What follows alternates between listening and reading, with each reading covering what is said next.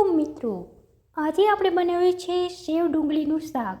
આ શાક આપણે કઈ રીતે બનાવ્યું છે આવો જાણી લઈએ તેની રેસીપી। સૌપ્રથમ આપણે લીલી ડુંગળી લેવાની છે અને તેના નાના નાના કટકા કરી લેવાના છે। ત્યારબાદ લસણ લેવાનું છે, એના નાના કટકા કરી લેવાના છે। તેલ મૂકી અને તેમાં લસણને એડ કરી દેવાનું છે। ત્યારબાદ તેમાં રાઈ જીરું અને હિંગનો વઘાર કરી લેવાનો છે। ત્યારબાદ તેમાં ડુંગળીના બટકા ઉમેરી દેવાના છે અને તેને તેલમાં ચચડવા દેવાનું છે। ત્યારબાદ તેમાં મરચું, મીઠું, હળદર, ધાણા જીરું તે તમામ પ્રકારનો મસાલો એડ કરી અને તેને હલાવી લેવાનું છે।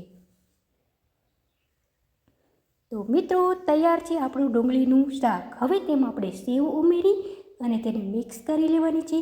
જો તમને વિડીયો પસંદ આવ્યો હોય તો મારી ચેનલને સબસ્ક્રાઈબ જરૂર કરજો।